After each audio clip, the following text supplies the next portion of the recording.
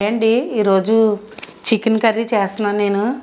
ఈ చికెన్కి ఏంటంటే కొద్దిగా చికెన్ ఉందండి నా దగ్గర.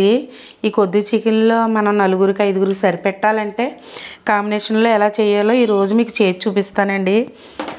కొద్దిగా పావు కేజీ చికెన్కి తక్కువ ఉందండి, ఇది పావు కేజీ ఉంటుంది. దానికి 2 ఉల్లిపాయలు పెద్దవి తీసుకున్నాను, ఒక ఆలుగడ్డ తీసుకున్నాను, ఒక ములక్కాడ తీసుకున్నాను. తర్వాత ఉప్పు, కారం, అల్లం వెల్లుల్లి పేస్ట్, గరం మసాలా, ఇంతేనండి. సింపుల్గా ఈజీగా ఈ కర్రీ అనేది ఒక 5గురికి వచ్చేలా నేను ఇప్పుడు రెడీ చేస్తాను. మీ ఇంట్లో కొద్దిగా చికెన్ తక్కువగా ఉంటే ఇలాగ ఎలా చేసుకోవాలనేది మీకు రెడీ చేసుకోవడం నేను చూపిస్తాను. ఇప్పుడు కర్రీ చేసి చూపిస్తాను, చూస్తూ ఉండండి. ఫస్ట్ మనం ఒక లవంగా, ఒక యాలక్కాయ ఆకు వేయాలండి. ఫస్ట్ బాండీ పెట్టి ఆయిల్ వేసాను. నేను ఒక 3 స్పూన్లు వేసాను, ఎందుకంటే చికెన్ కర్రీ కాబట్టి మనకు కొంచెం ఆయిల్ ఎక్కువనే పడుతుంది. కొద్దిగా ఆయిల్ ఎక్కువనే వేయాలి, ఎందుకంటే మనకి నీసు వాసన రాకుండా ఉంటుంది. తర్వాత అవి వేగిన తర్వాత ఉల్లిపాయలు వేస్తున్నానండి.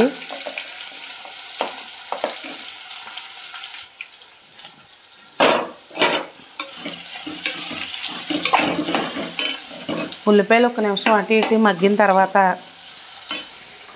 నేను పసుపు వేస్తున్నానండి, ఒక పావు టీ స్పూన్. తర్వాత ఉల్లిపాయలు సరిపడగా ఉప్పు వేస్తున్నాను. కట్ చేసి ఏంటంటే అండి, కర్రీస్ ఇప్పుడు కొత్తగా పెళ్ళైన వాళ్ళు, జాబులు చేసేవాళ్ళు ఉంటున్నారు కదండి. వాళ్ళు ఏం చేస్తున్నారంటే రైస్ పెట్టేసుకోవడం, బయట కూరలు తెచ్చేసుకోవడం, ఇలాంటివన్నీ చేస్తున్నారండి. అలా ఎప్పుడు చేయకండి, హెల్త్ పాడైపోతుంది. నేనైతే అలా బయట తెచ్చుకోవడానికి అయితే నేను ప్రిఫరెన్స్ అయితే చేయనండి. నేను చూసారు కదా, ప్రతిదీ అల్లం వెల్లుల్లి పేస్ట్ కానించి గరం మసాలా కానించి అన్నీ ఇంట్లోనే పట్టిస్తానండి. నేను స్వయంగా నా చేతులతో నేనే చేసుకుంటాను, పట్టుకుంటాను. కావాలంటే మన ఛానల్లోకి వెళ్ళండి, ఛానల్లో ఉంటాయి అన్నీ సింపుల్గా ఈజీగా. మీకు ఎవరికి వంట రాని వాళ్ళైనా సరే, కొత్తగా పెళ్ళైన వాళ్ళైనా సరే, ఉద్యోగస్తులు, బ్యాచిలర్స్ ఎవరైనా సరే మన ఛానల్లోకి వెళ్ళి చూడండి, ఈజీగా అయిపోతాయి వంటలు. తర్వాత ఇంకొక మాట అండి, ఉల్లిపాయలు వేగడంలోనూ మనం కూర అనేది రుచి వస్తుందండి. ఉల్లిపాయ అనేది చక్కగా బాగా వేపుకోవాలండి. వేపితేనే దాని టేస్ట్ అనేది, కర్రీ టేస్ట్ అనేది, రుచి అనేది బాగా పెరుగుతుంది అనుకోండి. మనం ఇంట్లో చేసుకున్న మసాలాలు అనుకోండి, కర్రీ అనేది టేస్ట్ చాలా బాగా వస్తుంది. బయట తెచ్చింది అసలు రుచి ఏమి ఉండదు. ఉల్లిపాయలు 2 నిమిషాలు మనం ముచ్చట్లు పెట్టుకునే లోపే ఉల్లిపాయలు వేగిపోయినాయండి. చూసారు కదా, వంటని భయపడిపోయే వాళ్ళు సింపుల్గా చేసుకోవచ్చండి. ఇలాగా చూడండి, చక్కగా మనకి 2-3 నిమిషాలు మనం ఇలా మాట్లాడుకునే లోపే ఉల్లిపాయలు వేగిపోయినాయండి. ఇలాంటి టైంలో మనం చికెన్ వేసేసుకోవాలండి. చికెన్ నుంచి వాటర్ ఎక్కువ వస్తుంది కదండి, వాటర్ అనేది నీసు వాసన లేకుండా శుభ్రంగా వాటర్ అంతా ఇంకిపోయే వరకు మనం అటు ఇటు ఒక 2-3 నిమిషాలు మనం వేపుకుంటూ ఉండాలండి. అలా ఉంటేనే మన చికెన్ అనేది స్మెల్ కానీ ఏమీ ఉండదు, పర్ఫెక్ట్గా ఉంటుంది. చూసారు కదండి, చక్కగా మనకి చికెన్ కూడా 2-3 నిమిషాలు వేగిపోయిందండి. అలా వేగిన తర్వాత నేను 1 స్పూన్ అల్లం వెల్లుల్లి పేస్ట్ వేసుకుంటున్నాను. ఎందుకంటే నేను తీసుకున్న చికెన్ తక్కువ కదండి. ఇది ఏంటంటే ఇది పారం కూడా అండి, గట్టిగా ఉంటుంది. దానివల్ల మనం బంగాళదుంప, ములక్కాడ ఫస్ట్ వేయకూడదు.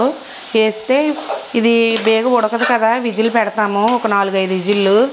ఆ టైంలో ఇది ఏమవుతుంది అంటే ఇవి పీస్ అయిపోతాయండి. అలా అవ్వకూడదంటే మనం విజిల్ మూత తీసిన తర్వాతే మనం బంగాళదుంప కానీ ములక్కాడ కానీ వేసుకోవాలండి.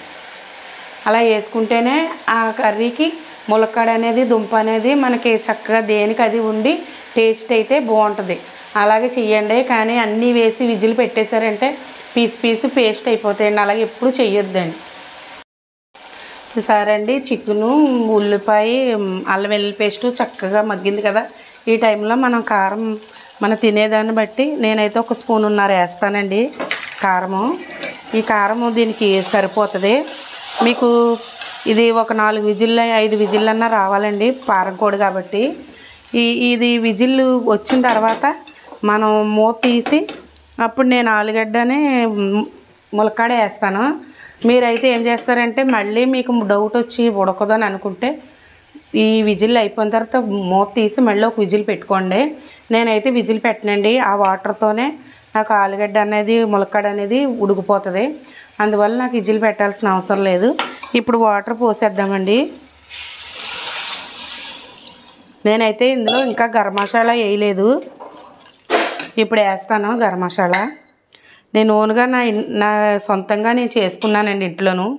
ఒక పావు స్పూన్ వేస్తే సరిపోతుందండి దీనికి, ఎందుకంటే ఇది మన ఇంట్లోది కాబట్టి చక్కగా అన్నీ సమాన పాలలో పడతాయి.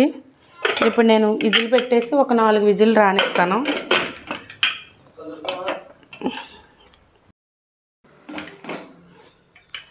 ఫైవ్ విజిల్స్ వేసినాయండి. ఇప్పుడు 5 విజిల్స్ తర్వాత వాటర్ని చూసారా? ఈ టైంలో మీరైతే చక్కగా ముక్క అనేది ఉడికిపోతుంది. మీకు కావాలని అనుకుంటే ఈ టైంలో వేసేసుకుని ఒక విజిల్ పెట్టేయండి. ఒక విజిల్ పెట్టేస్తే చక్కగా మనకి మళ్ళీ కర్రీ అనేది రెడీ అయిపోతుంది. లేదు మాకు ఇలానే ఉడికిస్తాము అని అంటే ఇలా ఉడికిస్తే ములక్కాడ ఆలుగడ్డ ఉంటుంది. అందుకని నేను ఇలానే ఉడికిస్తాను, విజిల్ పెట్టను. ఈ టైంలో ఉప్పులు కారాలు చూసుకుంటాను. కారం అయితే సరిపోయిందండి, ఉప్పు అయితే సరిపోలేదు. నేను కొంచెం ఉప్పు వేస్తున్నాను.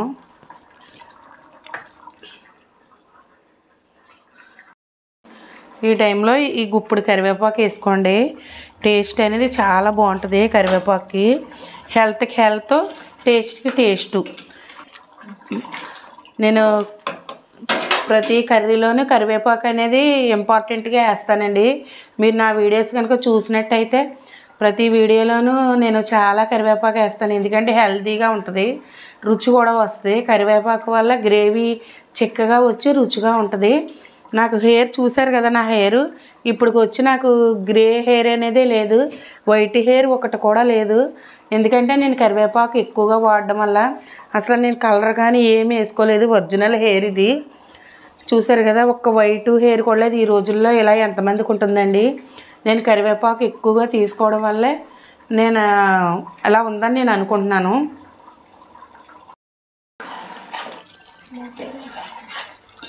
చూసారు కదా, కర్రీ అనేది దగ్గరికి వచ్చింది. నేను ఇందాక నుంచి ఇక ములక్కాడ కూడా ఉడికిపోయింది, చక్కగా ఉడికిపోయింది. చూసారు కదా, ఆలుగడ్డ కూడా ఉడికిపోయింది. నేనైతే ఇలానే వేసుకున్నాను. మీకు ఏదైనా డౌట్ ఉంటే మీరు మాత్రం ఒక విజిల్ పెట్టుకోండి. నాకైతే కర్రీ రెడీ అయిపోయింది, ఇది డిసౌట్ చేసుకుంటాను. మీకు ఇలాంటి వీడియోలు మంచి మంచి వీడియోలు మన ఛానల్లో ఉన్నాయి. సింపుల్గా ఈజీగా ఏంటంటే మీకు సింపుల్గా ఇంట్లో ఉన్న వాడితే ఎలా చేసుకోవాలనేది నేను చూపిస్తూ ఉంటాను. మన వీడియోస్ ఎవరైనా ఫాలో అన్న వాళ్ళు ఉంటే ఫాలో అవుతూ ఉండండి. బాయ్ అండి. కర్రీ అయితే రెడీ అయిపోయింది, దగ్గరికి వచ్చింది. ఇంక ఈ స్టేజ్లో దించేసుకుంటే మనకి పర్ఫెక్ట్గా ఉంటుంది, సరిపోతుంది. బాయ్ అండి. బాయ్ అండి. మరో వీడియోతో మనం కలుద్దామండి. బాయ్ అండి. ఈ రోజుకైతే ఈ వంట రెడీ అయిపోయింది.